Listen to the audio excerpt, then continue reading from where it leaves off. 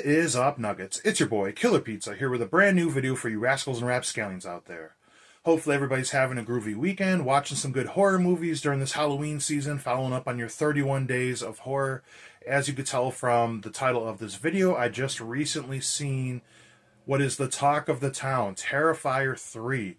Finally getting to see this. I've been so excited about this ever since I seen part 2, ever since I heard the announcements that they were going to make this. And I'll tell you guys right off the bat, before I even get this video started, it did not disappoint. So, also, I'm not going to really consider this a review. Granted, that's probably what I'm going to name this video, maybe. It's going to be more of my thoughts, you know, because I'm no film critic or anything. I'm just going to rant and ramble on about my thoughts of this movie. And I try to make this spoiler-free, but it's going to be pretty spoiler-heavy because, you know, everybody and their brother's been reviewing this already, and it's kind of hard to dance around what happens in this movie because there's not exactly even the strongest plot in this film. But anyways, let's get into this. So I went to check this movie out at 12:15 last night here in Michigan. I went with my buddy Shay, and we were going to review this movie afterwards, right when we got out, but, you know, getting out at almost 1 in the morning, I was pretty tired. It was a rainy, dark night, perfect atmosphere for this movie. You know, after a good hour of, you know, smoking out the mystery machine, we finally headed into this movie. And kind of knowing what to expect, hearing some rumors, not knowing what to expect, you know, especially after seeing Terrifier 2. I'll say the loose plot of this, for one, this movie feels a lot like the middle of a trilogy. Like if you count it, from Sienna and Jonathan, like those characters, a trilogy of them, you know, if you count from 2, 3, and 4, because there's a lot of stuff that comes open-ended from part 2, and a lot of stuff I feel they leave open for part 4. So there's not exactly a lot of plot in that regard. We kind of follow the characters 5 years after the fact, and Sienna's having these like flashbacks, these nightmares where she can't get over what happened. She gets taken out of this insane asylum to live with her uncle, aunt, and her little cousin or niece, however that works. I don't know. It's early when I'm recording this. But, yeah, and she's having these flashbacks about Art the Clown, and she sees visions of him in public, and she pretty much has to get back the power sword and be ready to go back and fight Art the Clown and try to take him out once and for all. And really, that's pretty much the plot of this movie. And on one hand, I could complain about that a little bit. I like a little more substance in my plot. But at the same time, the original 8 Friday the 13th are some of the greatest horror movies of all time, and a lot of those didn't have the most plot. They're just fun, popcorn movies, lots of gore, fun kills, and everything. With that being said, I feel I was totally the demographic for this film. You know what I'm saying? There was definitely some people that were uneasy during this. I've seen 2 different couples walk out of the movie theater, which I think is awesome. They actually walked out at one point at a part of the movie I was laughing at because I'm fucked up in the head, apparently. So let's get right into it, man. I'm going to give you guys some of these spoilers because I want to talk about this shit. So the opening 15 minutes, I'm sure everybody heard about this. That's supposed to be like the craziest opening 15 minutes. It's pretty much Christmas night. They leave cookies out. This family, a son, a daughter, the mom, the dad. And Art the Clown is on the roof, and he comes down the... I don't know if he comes down the chimney or whatever. He was on the roof, and he's dressed fully like Santa Claus in the previews, which I love. You know, I love killer Santa Claus movies, Silent Night, Deadly Night, A Christmas Evil. I love the 2 renditions in the Tales from the Crypt from the original movie, and then the first episode of the series. Creepiest looking Santa Claus ever, by the way. And he completely murders his family. And I think what a lot of people were talking about that was so messed up was the murder of the little boy. They don't show it, it's off camera, but when the mom comes freaking out, she looks in the bedroom, and you see the kid chopped up into a bunch of pieces, limbs everywhere, and people were pretty upset about that. I chuckled.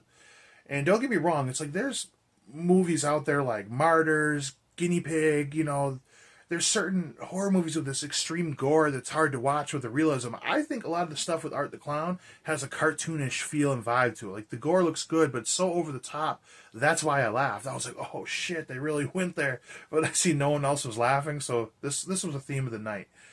You know, hacks up the husband in the bed, and he ends up cutting the shit out of this, the mom, cutting her up with the axe and everything, and that was pretty brutal. But to be quite honest, maybe my mind's just messed up from all the Tom Savini practical effects. I've seen all the great gore. Like, it wasn't that bad. It was fun. You know, I don't think it was too extreme. I think maybe some people are being pussies, but that's neither here nor there. So, yeah, we continue with the movie pretty much. Art the Clown, he has like this fantasy element, like we started to see in part two, where he has to reanimate. Like, he walks all the way to that insane asylum with no head to have that head that messed up woman, like, what was it, Veronica or something, you know, the messed up face, she birthed the head, and they had to like morph onto his body to become whole. And now these two are kind of sidekicks the whole movie, but you don't see the little girl, the little demon girl, little clown girl. She's not in this at all. So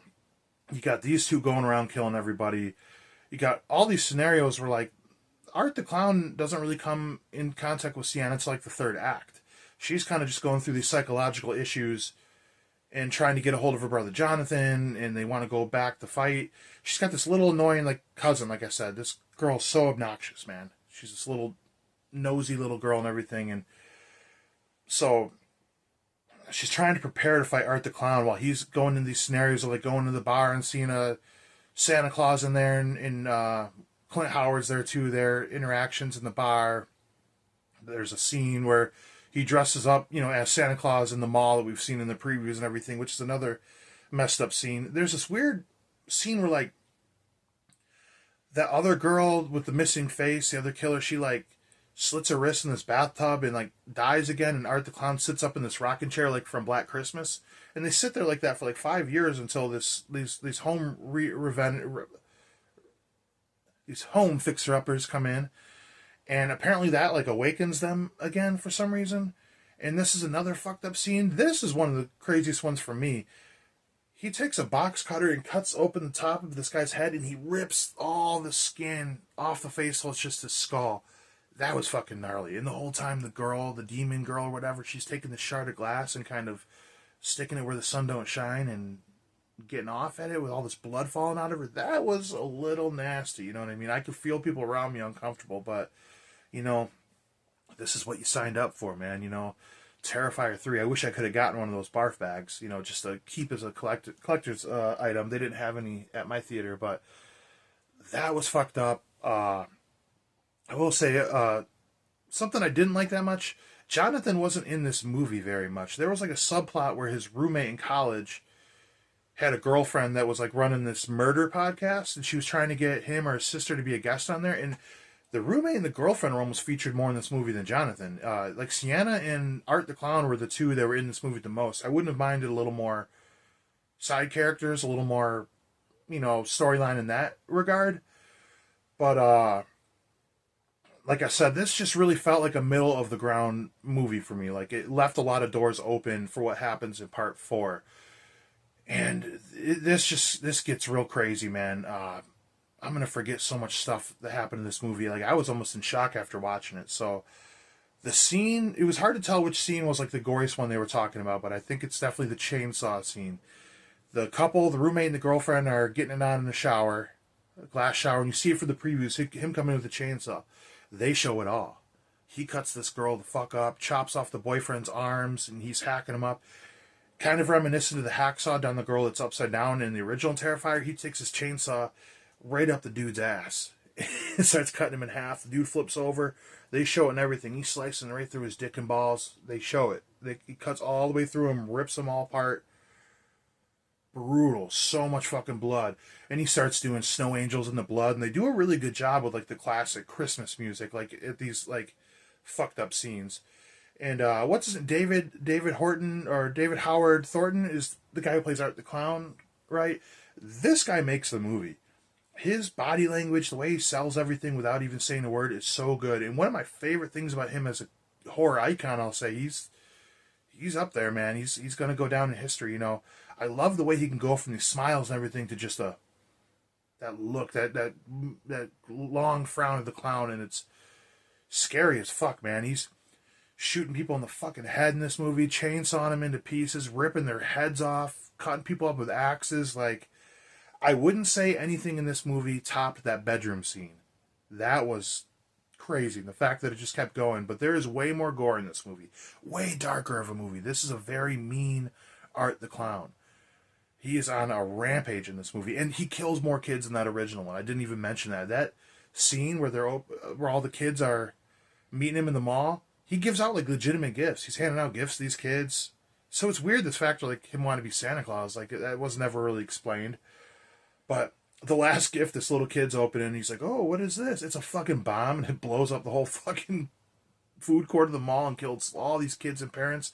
They say later on it killed 5 people, like on the news, but it's like, man, they went there 2 different times. Like nothing was really shown. That's another scenario where people are pretty upset, but me laughing again. It's the over the topness. You know what I mean? I'm like, really? You know, I've seen it all. You know, that was crazy. And I would say we get to this final scene where they wake up on Christmas and like the girl with the ripped up face and Art the Clown come to take on this family. They kill the uncle. They got his head up on the Christmas tree, and the aunt and Sienna are tied up.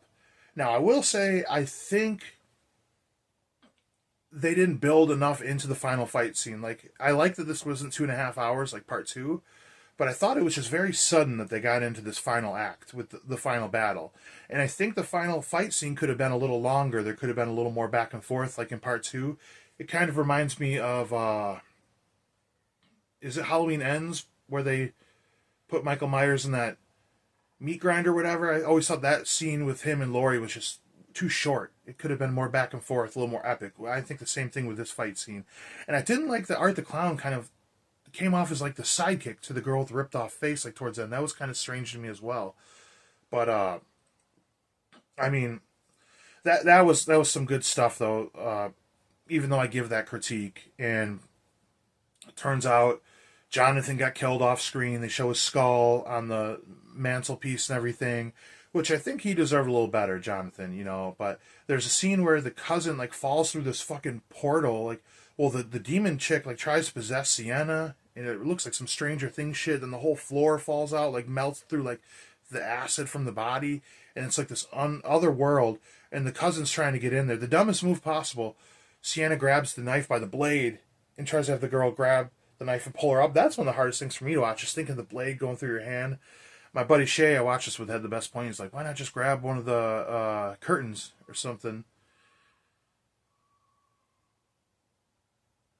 Either somebody outside is screaming, I live in Detroit, or someone in my house is watching a good horror movie.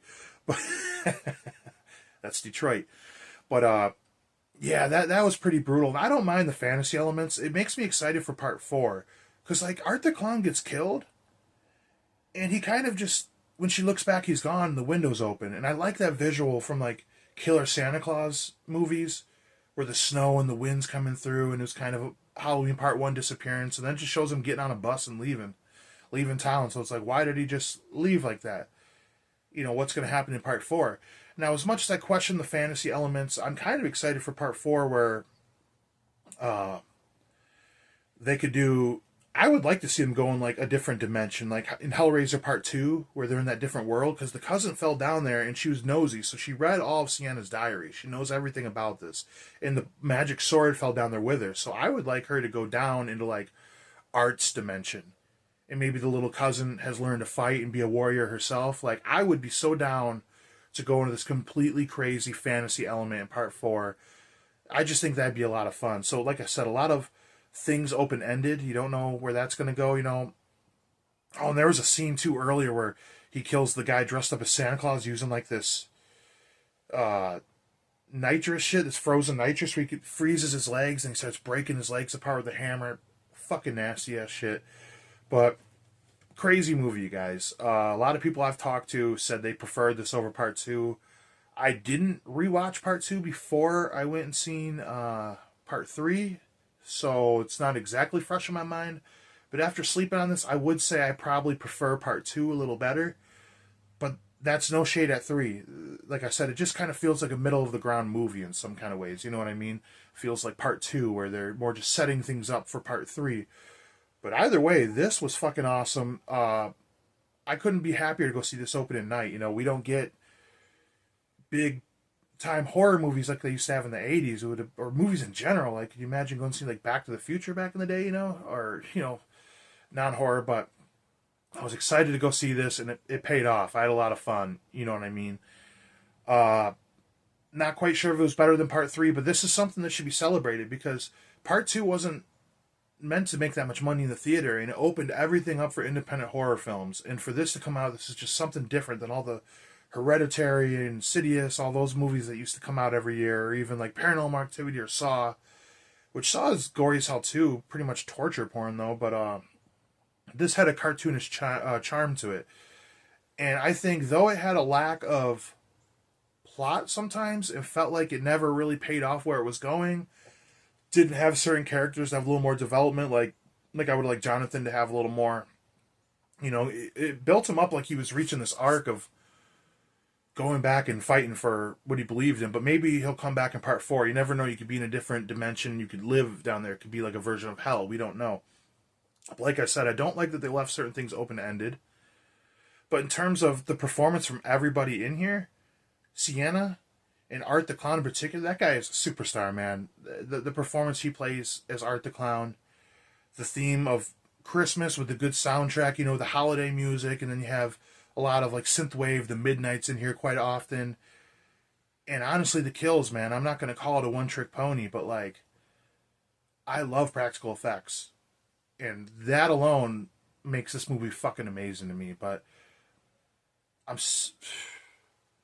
still thinking about this, you know what I mean? I'm sure I'm going to think of more stuff once I hit stop on the camera, but overall, this did not disappoint, I just think the scene wasn't as gory in the beginning like people did, but maybe I'm just a little messed up in the head from watching so much gore. There was way more gore in this movie than either of the last two. And like I said, a way more mean-tempered movie. There wasn't much comedy in this at all. Art the Clown was evil. And this was brutal. It's not for everybody, but if you're watching my channel and you're this far into the video, it's for you. Real horror fans. So I'm not going to give it a rating or anything. I'm just going to say it was fucking awesome. That's my rating is fucking awesome. So yeah, I highly suggest you guys go check this out in the theater. It was good. It was gory. It was fun. That's maybe the most important thing for such a movie that had such a darker tempo or mood. It was still very fun. Each of the kills were ridiculous. Like I said, I see them kind of in a cartoony way a little bit because they're so over the top, but that's what makes it fun. And I hope they keep making these. Damien Leone, great guy, man. I've watched a lot of interviews from him. I'm excited to see what happens next.